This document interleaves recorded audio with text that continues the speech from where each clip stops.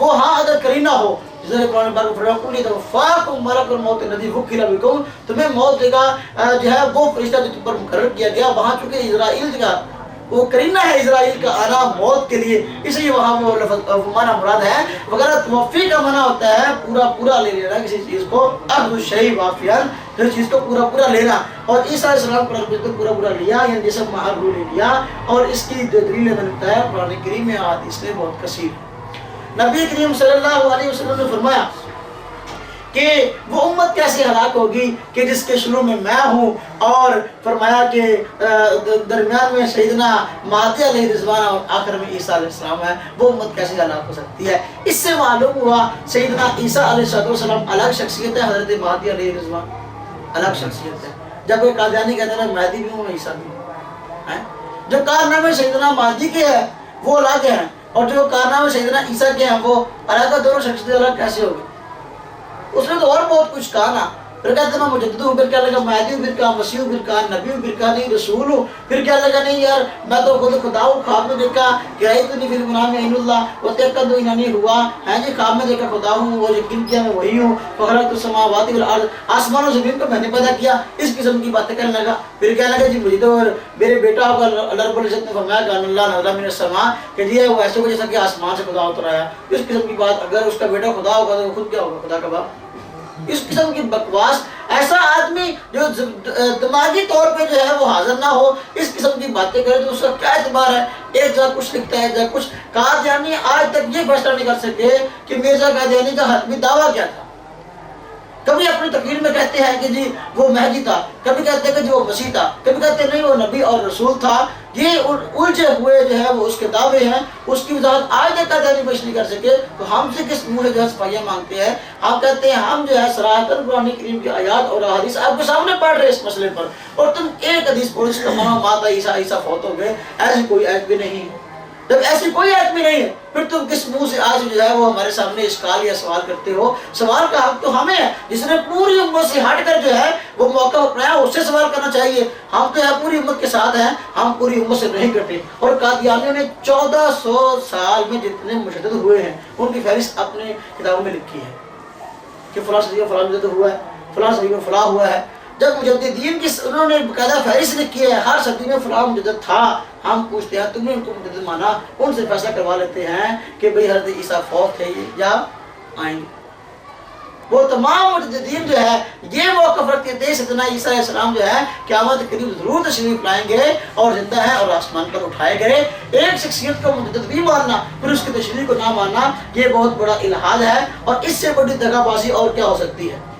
قادیانی ایک آیت کو پیش کرتے ہیں، کہتے ہیں جی قرآن کریم میں اللہ نے فرمایا وما محمد الا رسول قد خلت من قبل الرسل، کہ جو ہے اللہ نے فرمایا کہ محمد صلی اللہ علیہ وسلم جو ہے وہ تو رسول تھے صرف، اور اس سے پہلے جتنے رسول ہیں وہ گزر گئے۔ کہتے ہیں جی گزر گئے کا معنی فوت ہو گئے، حالانکہ خلات کا معنی جو ہے وہ فوت ہونا آتا ہی نہیں ہے۔ لغت کھولو، عرب محاورہ کھولو، کہیں بھی اس کا معنی فوت ہونے آتا، گزر جانا آتا ہے۔ ہم کہتے ہیں کہ رسول گزر گئے، ہم کہتے ہیں سیدنا عیسیٰ علیہ السلام کا زمانہ نبوت گزر گیا، قیامت قریب تشریف لائیں گے تو ہوں گے تو نبی، لیکن اس کی ان کی حیثیت اور وہ عمل کریں گے اسلام پر، اور نبی صلی اللہ علیہ وسلم کے نائب ہوں گے، نبی صلی اللہ علیہ وسلم کے خلیفہ ہوں گے، اور یہ ان کو اعزاز بخشا گیا اس لیے کہ سیدنا عیسیٰ علیہ السلام نے خود خواہش کی تھی۔ لوگ پوچھتے ہیں عیسیٰ کیوں آئیں گے اور کوئی نبی کیوں نہیں آئے گا؟ اس کی وجہ یہ سیدنا عیسیٰ علیہ السلام نے خود خواہش کی تھی کہ یا اللہ مجھے نبی علیہ السلام کی امت کا فضل دے، یہ خواہش کی، تو اس خواہش کے اظہار کی اس کی تکمیل کے لیے اللہ رب العزت نے جو ہے وہ آپ کو قیامت کے لیے بھیجنا ہے، اور آپ آئیں گے اور خود بھی امت محمدیہ پر عمل کریں گے، امت محمدیہ کے ساتھ اسلام پر عمل کریں گے، اور ان کو بھی کہیں گے تم نہیں کرو۔ اللہ رب العزت نے فرمایا نبی کریم صلی اللہ علیہ وسلم سے تمام انبیاء سے عہد لیا کہ جو ہے نبی کریم صلی اللہ علیہ وسلم کا تم زمانہ پاؤ تو تم نے جو ہے نبی کریم صلی اللہ علیہ وسلم کی جو ہے وہ مدد بھی کرنی ہے اور ان پر ایمان بھی لانا ہے۔ لَتُؤْمِنُنَّ بِهِ وَلَتَنْصُرُنَّهُ، اگر تم نبی کریم صلی اللہ علیہ وسلم کا زمانہ پاؤ تو تم نے ان کی مدد بھی کرنی ہے، ان پر ایمان بھی لانا ہے۔ یہ اللہ رب العزت نے فرمایا تمام انبیاء سے۔ اب نبی کریم صلی اللہ علیہ وسلم پر سب سے مشکل وقت جو ہے وہ ہوگا دجال کی آمد کے متعلق۔ حضرت آپ صلی اللہ علیہ وسلم جو ہے وہ دجال کی فتنہ سے پناہ مانگ کرتے تھے اور اس لیے عیسیٰ علیہ السلام جو ہے اس وقت تشریف لائیں گے جس وقت کے امت محمدیہ پر سخت پریشانی کا عالم ہوگا، دجال سے پریشان ہوں گے، اور آپ آسمان سے آئیں گے، تمام انبیاء کی طرف سے نیابتاً اور اپنی طرف سے اصالتاً جو ہے وہ امت محمدیہ کی مدد کریں گے اور اس کو دجال کو قتل کریں گے اور پوری دنیا میں اسلام جو ہے اس کو غالب کریں گے۔ اس لیے وَلَا تَنْصُرُنَّ پر عمل تو ہوگا حضرت عیسیٰ علیہ السلام کے آنے سے، کہ آپ اپنی طرف سے اصل اور دوسری طرف سے وکیل بن کر آئیں گے اور اس پر عمل کریں گے۔ لَتُؤْمِنُنَّ پر عمل ہوا معراج کی رات کہ جب نبی کریم صلی اللہ علیہ وسلم نے نماز پڑھائی تمام انبیاء کو، تمام انبیاء نے آپ کے پیچھے نماز پڑھی کس کی شریعت کے مطابق؟ آپ صلی اللہ علیہ وسلم کی شریعت کے مطابق، تو وہ ہے لَتُؤْمِنُنَّ پر عمل، اور تنصرن پر عمل ہوگا جبکہ عیسیٰ علیہ السلام جو ہے تشریف لائیں گے اپنی طرف سے اصالتاً، دوسرے نبی کی طرف سے نیابتاً۔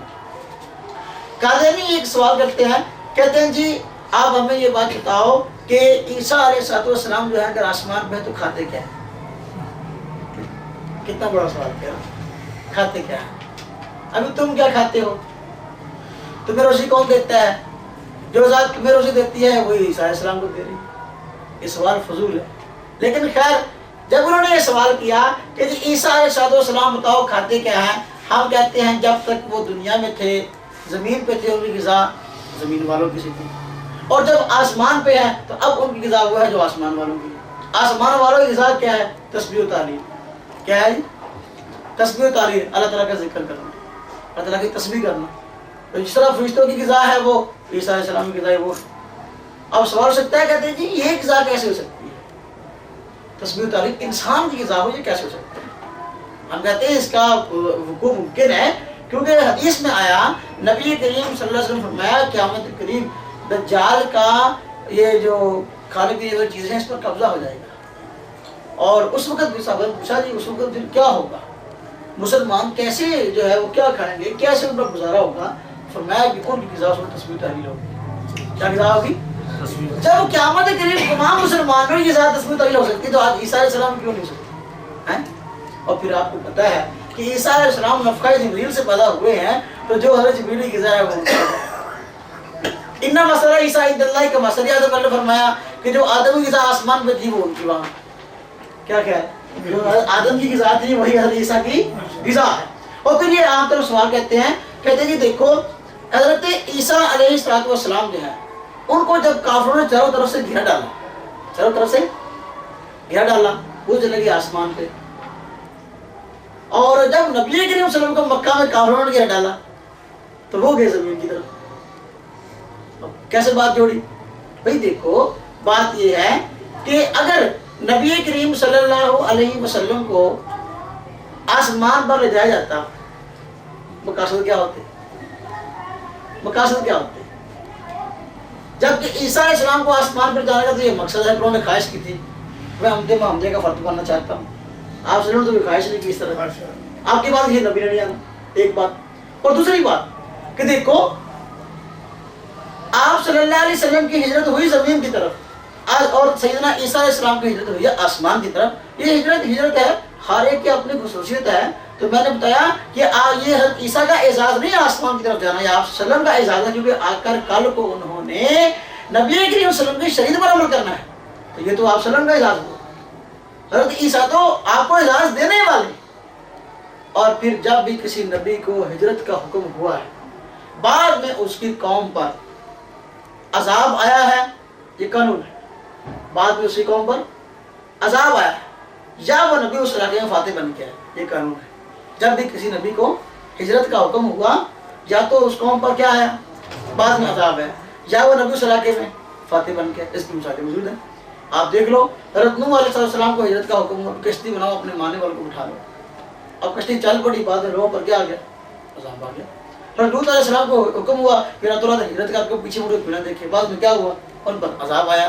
تو دیکھو اب یہ عذاب آ رہا ہے، اس طرف نبی کریم صلی اللہ علیہ وسلم کو دیکھو، اللہ رب العزت نے حکم دیا کہ مکہ سے ہجرت کر جاؤ مدینہ کی طرف، اس کے بعد کچھ عرصہ بعد نبی کریم صلی اللہ علیہ وسلم اس علاقے میں فاتح بن گیا، جس مکے سے نکلنے پر مجبور کیا گیا، اب اس مکے میں آ رہے ہیں اور اپنی فوج لے کے آ رہے ہیں، وہی لوگ جو تنگ کرتے تھے آج اپنے دروازے بند کیے ہوئے کہ حاجت خواجہ ہماری خیر نہیں۔ تو دیکھو نبی کو جب کسی علاقے سے ہجرت کا حکم ہو یا تو فاتح بن کے آتا ہے یا جی اس قوم پہ عذاب آتا ہے، اب حضرت عیسیٰ علیہ السلام کی ہجرت آسمان میں تھی، جب قیامت تشریف لائیں گے ہم کہتے ہیں فاتح بن کے آئیں گے. کیا بن کے آئیں گے؟ فاتح. کیونکہ قوم یہود نے تکلیف دی تھی، قوم یہود نے جو ہے یہ شرارتیں کی تھی اور شہید کرنا چاہا تھا. اس لیے قیامت کے قریب جب تشریف لائیں گے تو یہودیوں کو اور ان کے حواریوں کو اور ان کے ساتھ دینے والے جتنے یہودی ہوں گے اور دجال کو جس کو سچا مسیح سمجھیں گے وہ اس کو قتل کریں گے. کیوں؟ اس لیے کہ یہ جو ہے یہ قانون ہے کہ نبی جو ہے یا تو فاتح بن کے آتا ہے یا بعد میں اس قوم پہ عذاب آتا ہے. تو یہ حضرت عیسیٰ علیہ السلام فاتح بن کے آئیں گے اور ان کو یہودیوں کو اور دجال کو جو ہے وہ قتل کریں گے.